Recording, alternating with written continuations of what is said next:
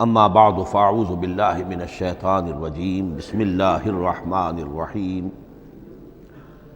حامیم والکتاب المبین انا جعلناہ قرآنا عربیا لعلکم تعقلون وقال تبارک وتعالی کما ورد فی سورۃ یوسف علیہ الصلاۃ والسلام الف لام را تلک آیات الکتاب المبین انا انزلناہ قرآنا عربیا لعلکم تعقلون وقال عز وجل کما ورد فی سورۃ الزمر قرآنا عربیا غیر ذی عوج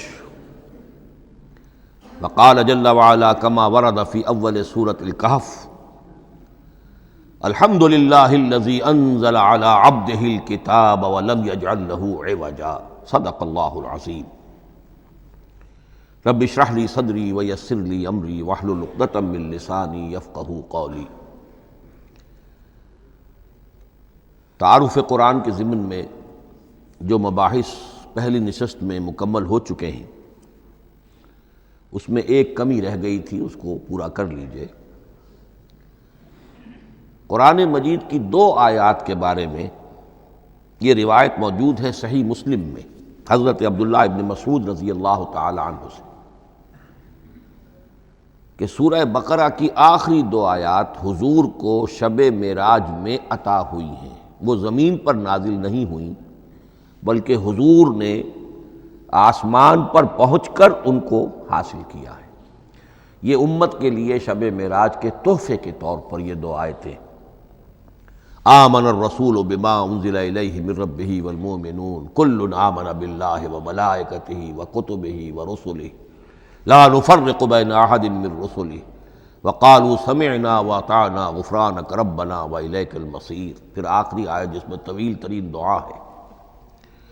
یہ 2 آیات جو ہیں مستثنیٰ کر لیجئے تو باقی جو ہے قرآن مجید وہ پھر پورا حجاز میں زمین پر نازل ہوا ہے محمد الرسول اللہ صلی اللہ علیہ وسلم کے قلب مبارک پر۔ اب جو اگلی بحث ہے اس تعارف قرآن کے ضمن میں، قرآن کی زبان کون سی ہے؟ یہ سب جانتے ہیں عربی زبان ہے، لیکن کون سی عربی؟ عربی کوئی ایک نہیں ہے۔ جیسا کہ آپ کو معلوم ہے کہ ایک زبان ہوتی ہے پھر اس کے ڈائلیکٹس ہوتے ہیں۔ پنجابی زبان کے نہ معلوم کتنے ڈائلیکٹس ہیں، بنگلہ زبان کے نہ معلوم کتنے ڈائلیکٹس ہیں، پشتو کے کتنے ڈائلیکٹس ہیں۔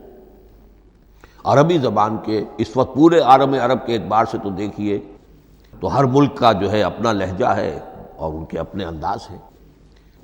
تو خود نزول قرآن کے وقت بھی پورے جزیرہ نمائے عرب میں کوئی ایک زبان نہیں تھی، زبان ایک تھی لیکن اس کے لہجے مختلف تھے، الفاظ مختلف تھے۔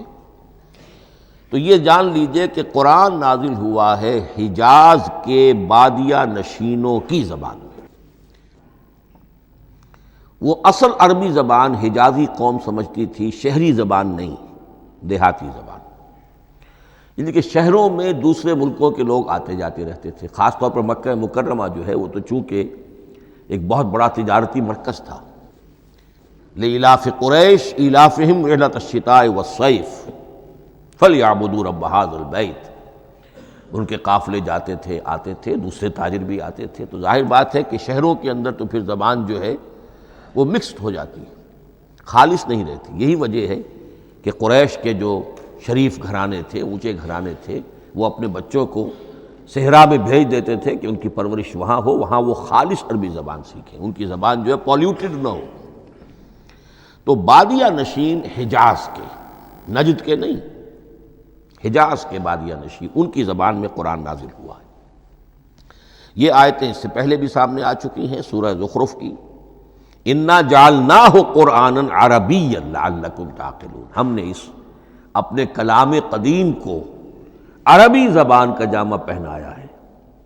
انا انزلناہ قرآنا عربیا، یہ سورہ یوسف کی آیات، ہم نے اتارا ہے اسے قرآن عربی بنا کر، قرآنا عربیا لعلکم تعقلون۔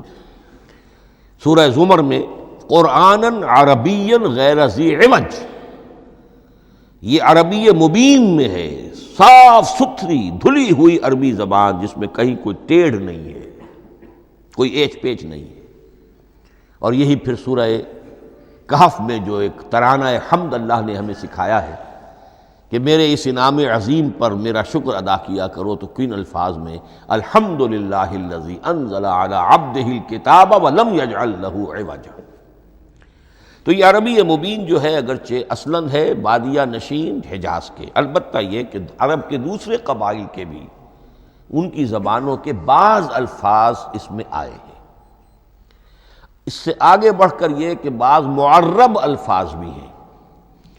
ہندی زبان کا کوئی لفظ اس نے عربی کا جامہ پہن لیا، فارسی زبان کا کوئی لفظ اس نے عربی کا جامہ پہن، وہ بھی قرآن میں بعض ہیں، استثناءات ہیں یہ۔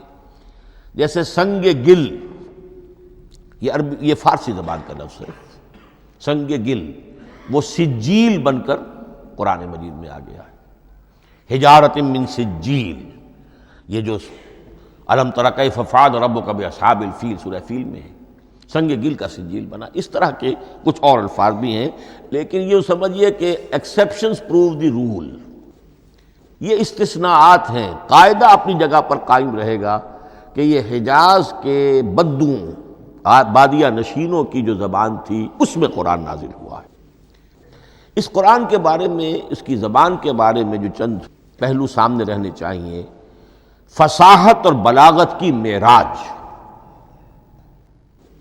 یہ میں بعد میں قرآن کے وجوہ اعجاز پر جب بحث کروں گا کہ یہ کس کس اعتبار سے معجزہ ہے، تو وہاں زیادہ تفصیل سے یہ بات آئے گی کہ عربی زبان کی فصاحت اور بلاغت کی معراج ہے۔ آپ کو معلوم ہے کہ آج بھی دنیا میں یہودی بھی ہیں جن کی مادری زبان عربی ہے، عیسائی بے شمار ہیں جن کی مادری زبان عربی ہے، ان کے ہاں بھی عربی ادب کی چوٹی کی کتاب جو پڑھائی جاتی ہے وہ قرآن ہے۔ یہ انہیں ماننا پڑتا ہے کہ عربی ادب کی جو آخری کتاب ہے، چوٹی کی کتاب ہے، وہ یہی ہے۔ یہودی بھی پڑھائیں گے، جیسے آپ انگریزی زبان پڑھنی ہے، سمجھنی ہے، تو شیکسپیئر کے بغیر آپ کیسے سمجھیں گے؟ اب وہ تو ایک سٹینڈرڈ ہے۔ اسی طریقے سے یوں سمجھیے کہ عربی زبان عربی ہونے کے اعتبار سے کلام اللہ ہونا اس پر ان کا ایمان نہیں ہے، لیکن یہ کہ عربی زبان کے اعتبار سے اس کی فصاحت اور بلاغت کا لوہا وہ مانتے ہیں۔ پھر اس میں ایک خاص ملکوتی غنا ہے، ڈیوائن میوزک، صوتی آہنگ ہے، عذوبت ہے، مٹھاس ہے۔ لاہور میں ایک صاحب ہیں جو پروفیسر ہیں فونیٹکس کے پنجاب یونیورسٹی میں، وہ کہتے ہیں میں ثابت کر سکتا ہوں کہ جتنے بھی آج دنیا میں اصول ہیں صوتی، یہ خود اپنی جگہ ایک بہت بڑی سائنس ہے، اس کے اعتبار سے میں ثابت کر سکتا ہوں کہ بلند ترین موسیقی قرآن مجید میں ہے، ملکوتی غنا۔ اسی لیے قرآن مجید کو اچھی سے اچھی آواز میں پڑھنے کی تاکید آئی ہے۔ زینوا القرآن باصواتکم، قرآن کو اپنی آوازوں سے مزین کرو۔ اسی طریقے سے من لم یتغن بالقرآن فلیس منا، جو قرآن مجید کو اچھی سے اچھے طریقے پر پڑھنے کی کوشش نہیں کرتا وہ ہم میں سے نہیں ہے۔ اسی طرح کے واقعات بھی ہوئے ہیں۔ حضرت ابو موسیٰ اشعری رضی اللہ تعالی عنہ، وہ بہت خوش الحان تھے، تو ایک روز حضور سفر رات کے وقت کہیں گشت پر تھے، جا رہے تھے ان کے مکان کے قریب سے، تو وہ اس وقت رات کی نماز میں قرآن پڑھ رہے تھے، تو حضور وہاں کافی دیر تک کھڑے ہو کر سنتے رہے۔ ظاہر بات ہے کہ اس وقت کے مکان کیا ہوتے تھے، ایک ایک حجرہ ہوتا تھا، یہ کوئی کئی کنال کی کوٹھیاں تو نہیں ہوتی تھی کہ کیا پتہ چلے ان کے اندر کیا ہو رہا ہے۔ وہ تو حضرت ابو بکر کے مکان کے پاس سے گزرتے تھے تو ان کی تلاوت سنتے تھے، حضرت عمر کے مکان کے قریب سے گزرے ان کی تلاوت سنی۔ حضرت عمر بلند آواز میں پڑھتے تھے، حضرت ابو بکر بڑی پست آواز میں پڑھتے تھے۔ حضور نے پوچھا کہ تم ایسا کیوں کرتے ہو؟ حضرت عمر نے کہا میں اس لیے کرتا ہوں، زور سے پڑھتا ہوں کہ شیطان بھاگ جائے۔ حضرت ابو بکر نے عرض کیا کہ میں اس لیے پڑھتا ہوں کہ جس کو میں سنا رہا ہوں وہ سنتا ہے، اس کو بلند آواز کی ضرورت نہیں۔ حضور نے کہا کہ ابو بکر تم ذرا اونچی کر لو آواز، اور عمر تم ذرا پست کر لو، ایوریج میں لے آؤ۔ تو بہرحال یہ معاملہ حضور کا صحابہ کے ساتھ ہوتا تھا۔ تو ابو موسیٰ اشعری رضی اللہ تعالی عنہ کی جب قرأت آپ نے سنی تو اگلے روز جب ملاقات ہوئی فجر میں، تو آپ نے تحسین فرمائی ان الفاظ میں، یا ابا موسیٰ انک قد اوتیت مزمارا من مزامیر آل داود، اے ابو موسیٰ تمہیں تو اللہ نے آل داؤد کے سازوں میں سے ایک ساز عطا کیا ہے، یعنی حضرت داؤد کے گلے میں جو ساز تھا، خوش الحانی تھی، ان کی آواز نہایت خوبصورت تھی۔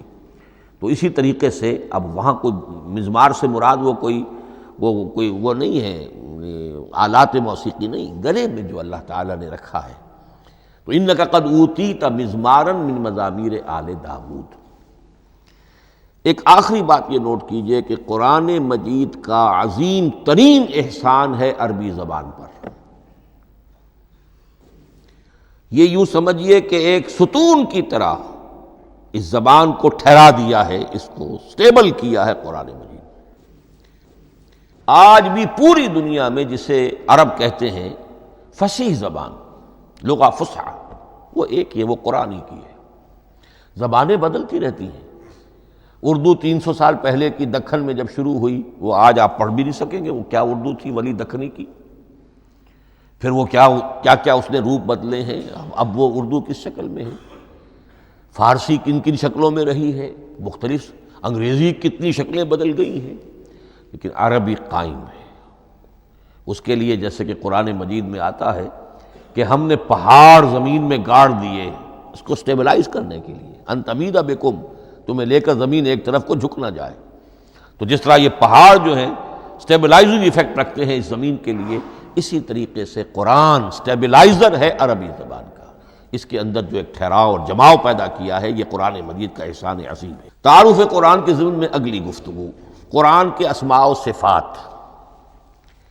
عربوں کا ایک خاص ذوق تھا، اور ظاہر بات ہے کہ اللہ تعالیٰ نے جب قرآن نازل کیا ہے تو عربوں کے ذوق کو بھی مد نظر رکھا ہے۔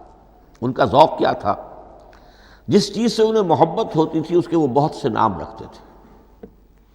گھوڑے کے لیے ہزاروں لفظ مل جائیں گے آپ کو، شیر کے لیے 5000 الفاظ مل جائیں، تلوار کے لیے 5000 الفاظ مل جائیں گے۔ یعنی اس شے کی جو بھی صفت ہے اس صفت کے اعتبار سے ایک نام، کوئی اور صفت ہے اس صفت کے ایک اور نام۔ تو وہ صفاتی نام، اب جیسا کہ آپ کو معلوم ہے اللہ کے 99 نام صفاتی تو ہے نا، اللہ کی ایک صفت دوسری صفت، اسی کے اعتبار سے اس کے نام ہیں۔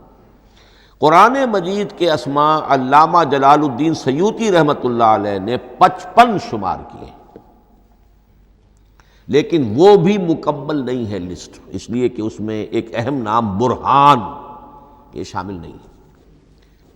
ان میں سے جو اہم اسماء ہیں میں آپ کو سنا دیتا۔ القرآن، جس پر گفتگو بعد میں ہوگی، اس لیے کہ سب سے زیادہ ایک رائے یہ ہے کہ یہ تو اس میں جامد ہے، اس میں علم ہے قرآن کے لیے، پراپر ناؤن ہے۔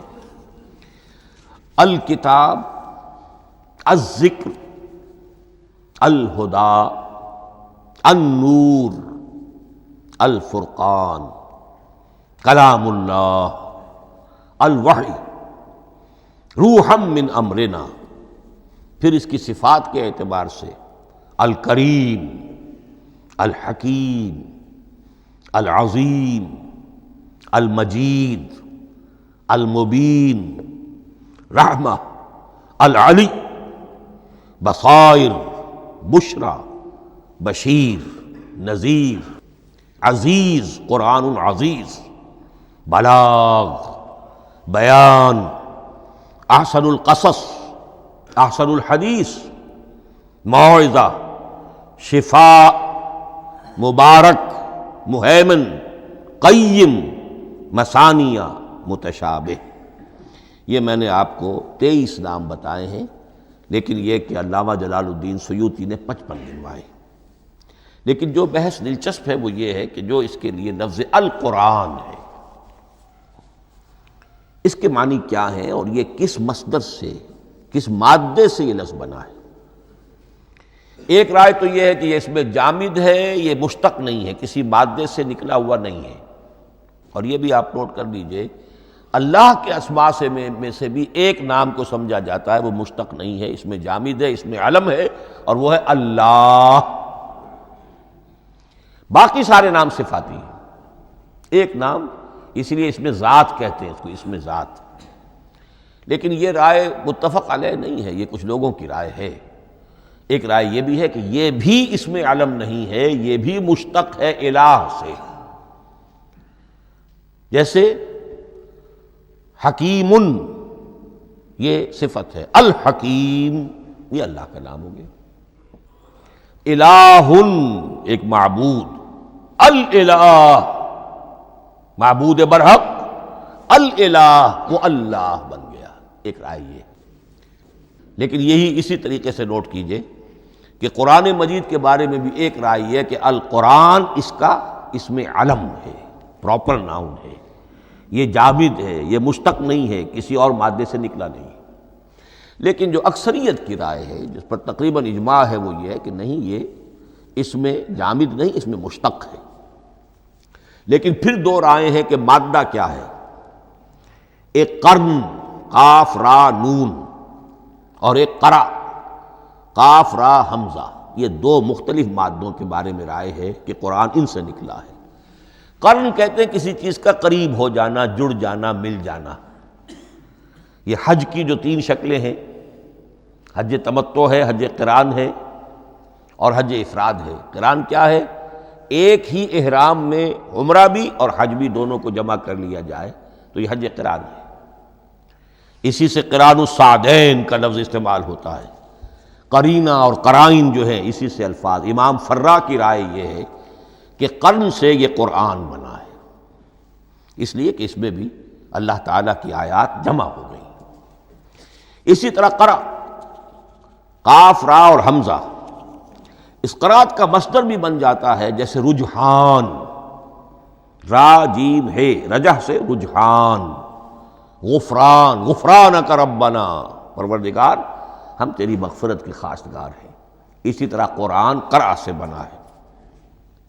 مفعول جو ہے وہ مصدر کے معنی میں آ جاتا ہے، یعنی پڑھی جانے والی شے۔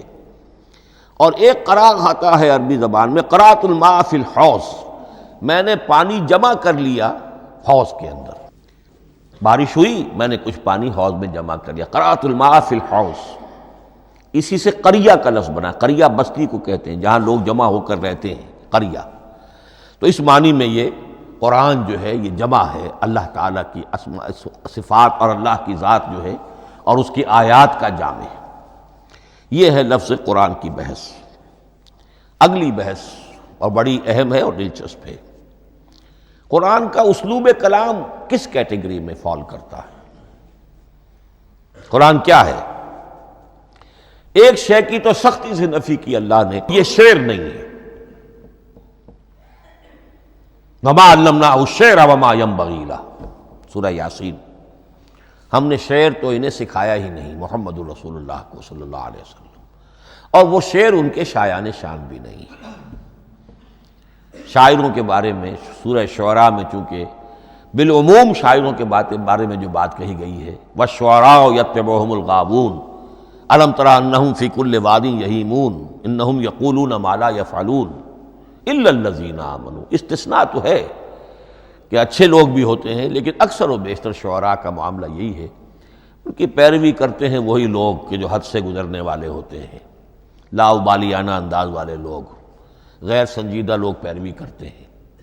خود وہ بھی زمین و آسمان کے قلابے ملاتے ہیں، کبھی ادھر کی بات کبھی ادھر کی بات۔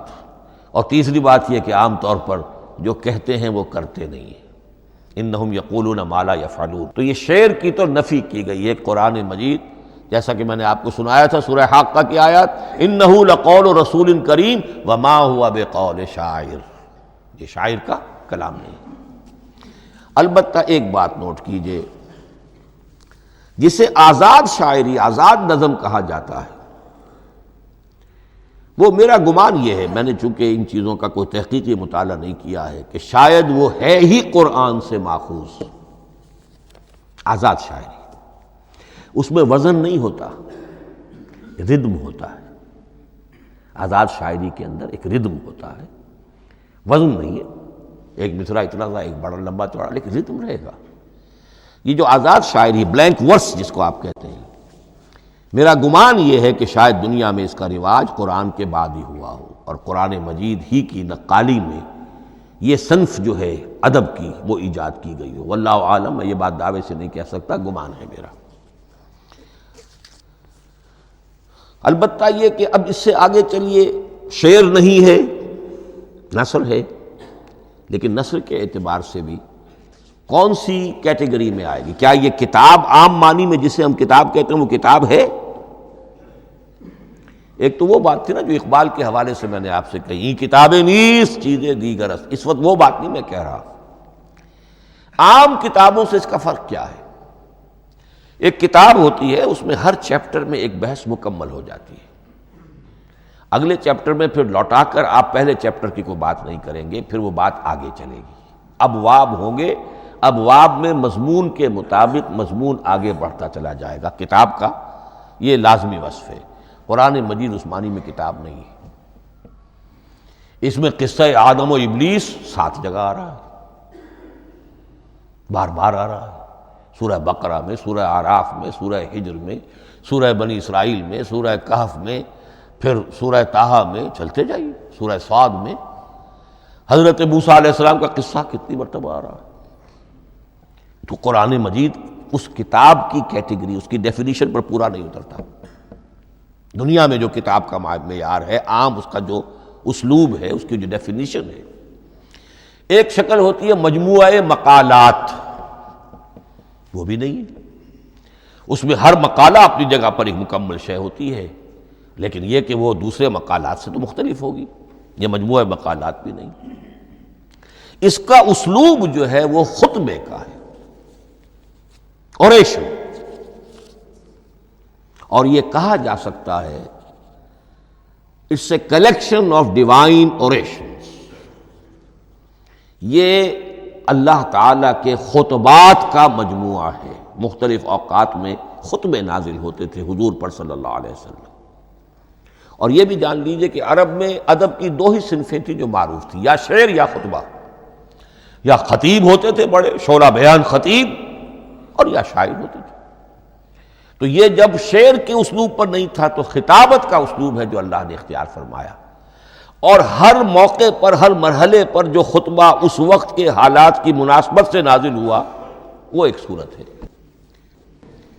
تو یہ ہے کلیکشن آف ڈیوائن اوریشنز، یہ اللہ تعالیٰ کے مجموعہ خطبات الہیہ اسے کہا جا سکتا ہے، لیکن اس سے جو چند نتیجے نکلتے ہیں وہ نوٹ کرنے ضروری ہیں۔ خطبے میں مخاطب اور مخاطب کے مابین ایک ریپور ضروری ہے۔ اگر کوئی مصنف بیٹا کتاب لکھ رہا ہے، اس کے سامنے کوئی سامع نہیں ہوتے، وہ تو اپنی مگن میں جو بھی خیال ہے اپنے دل میں وہ لکھ رہا ہے۔ خطبے میں سامع سامنے ہوتے، اگر ان کے درمیان رپورٹ نہ رہے، ہم آہنگی نہ رہے، تو پھر وہ خطبہ غیر مؤثر ہو جائے گا، لوگ جو ہیں ان کو اونگ آنے لگے گی، وہ متوجہ ہی نہیں رہیں گے۔ تو ایک رپورٹ مخاطب اور مخاطب ان کے درمیان۔ دوسرے یہ کہ خطبہ کا ایک وصف لازمی یہ ہوتا ہے کہ ایک واقعاتی پس منظر ہوتا ہے پیچھے موجود۔ اب کوئی شخص ہے سیاسی تقریر کر رہا ہے، ایک خاص پس منظر موجود ہے، اس میں وہ ان چیزوں کی طرف حوالے دیتا چلا جائے گا، صرف وہ تفصیلات بیان نہیں کرے گا، اس لیے کہ وہ لوگوں کو معلوم ہے آج کے دور کا ایک واقعہ ہے، لوگوں کے علم میں ہے، لیکن کتاب میں آپ لکھیں گے تو پھر وہ پورا واقعہ بھی بیان کرنا پڑے گا آپ کو کہ یہ کب ہوا، کیسے ہوا، جس کا میں حوالہ دے رہا ہوں۔ لیکن خطبے کے اندر پس منظر جو ہے وہ موجود ہے، اور اس کے حوالے سے صرف جو اشارات اس کی طرف ہو جائیں گے۔ نمبر 3 یہ ہے کہ خطبے میں تحویل خطاب بہت ہوتا ہے۔ تحویل خطاب سے کیا مراد ہے؟ ابھی خطیب آپ سے بات کر رہا ہے، آپ سے مخاطب ہے، اور کسی وقت وہ فلاں کو جو یہاں موجود بھی نہیں ہے، وہ نواز شریف صاحب کو خطاب کرنا شروع کر دے گا۔ بھائی نواز شریف تو یہاں نہیں ہے، لیکن خطاب انداز وہ تو تقریر مقرر ہے، سیاسی تقریر کر رہا ہے، نواز شریف کو چیلنج کر رہا ہے، نواز شریف یہ کر دو گے تو ہم یہ کر دیں گے، اور نواز شریف یہ تم غلط کر رہے ہو، یا بے نظیر تمہارا یہ معاملہ۔ ہاں بے نظیر تو وہاں موجود نہیں، صدر ایوب صاحب کو جو بھی گالیاں دی جاتی تھی تقریروں کے اندر، وہ خود تو وہاں موجود نہیں ہوتے تھے۔ تو اس میں تحویل خطاب نوٹ کرنا پڑتا ہے، ابھی کس سے بات ہو رہی تھی، ابھی کس سے بات ہو رہی ہے۔ قرآن مجید میں آپ دیکھیں گے ایک آیت میں حضور سے خطاب ہے، اگلی آیت میں کفار سے خطاب ہے، اس سے اگلی آیت میں اہل ایمان سے خطاب ہے۔ تو تحویل خطاب جو ہوتا ہے اس کے حوالے سے نوٹ کرنا پڑتا ہے کہ اس وقت اس آیت کا جو رخ ہے کدھر ہے، اس میں کس کو خطاب کیا جا رہا ہے۔ چوتھی بات یہ ہے کہ خطبے میں صرف عقل سے اپیل نہیں کی جاتی، جذبات سے بھی اپیل ہوتی ہے۔ اسی لیے خطابی انداز کہلاتا ہے، خطابی انداز میں لوگوں کے جذبات سے بھی اپیل کی جاتی ہے۔ جبکہ آپ ایک مقالہ لکھ رہے ہوں گے، اس میں جذبات کی بات نہیں آئے گی، ٹھنڈی ٹھنڈی عقلی باتیں، منطقی باتیں، دلیل صغرا کبرا جوڑیے، نتیجہ نکالیے، وہ لوگوں کے سامنے رکھیے، تصنیف ہے۔ لیکن خطبے کے اندر صرف عقل نہیں، جذبات سے بھی اپیل ہوتی ہے۔ اب یہ سارے اوصاف میں جو بیان کر رہا ہوں، یہ سب قرآن مجید میں بتمام و کمال بدرجہ اتم موجود ہیں۔ اور آخری بات یہ کہ خطبے میں، اور یہ کہ یہ چیز مشترک ہے غزل میں بھی اور قصیدے میں بھی اور خطبے میں بھی، اس کا اول و آخر بہت جامع اور مؤثر ہونا چاہیے۔ اسی لیے مطلع مقطع یہ خاص طور پر ہوتے ہیں نا، مقطع میں آ پڑی ہے سکون گسترانہ بات، جس غزل کا مطلع جاندار ہے اس کو آدمی پڑھے گا، اور اگر وہ مطلع پھسپھسا ہے وہ باقی نظم پڑھے گا ہی نہیں، چاہے آگے اس کے اندر بڑا عمدہ شعر بھی ہو وہ نہیں پڑھے گا، مطلع ہی جو ہے بے جان ہے، پھسپھسا ہے۔ پھر مقطع آخری جو شعر ہو، تو قصیدے میں بھی یہ ہے اور خطبے میں بھی یہ ہے۔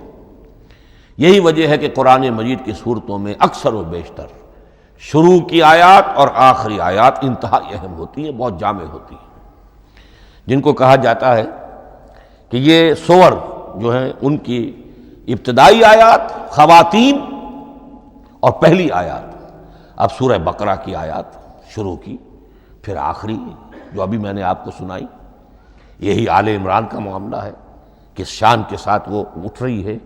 یہی سورہ حج کا ہر جگہ پر آپ دیکھیں گے، ابتدائی جو ہے خطیب اگر ایسی بات، ایسا انداز اختیار کرے کہ اپنے سامعین کی توجہ کو اپنی طرف مبذول کرا دے، اگر شروع کا انداز ایسا نہیں ہے تو وہ بات آگے بڑھے گی نہیں۔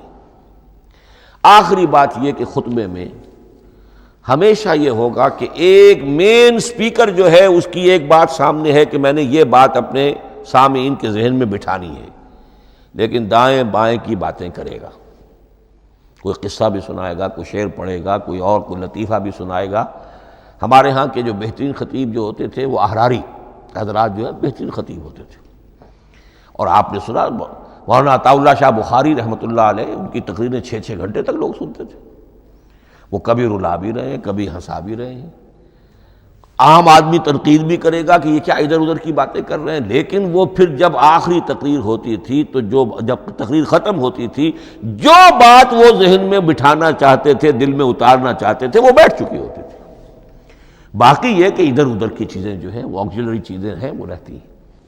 یہ ہیں 6 اوصاف خطبات کے، اور قرآن مجید کے اندر بھی یہ اوصاف کم و بیش موجود ہیں۔ قرآن کا اسلوب خطبے کا ہے۔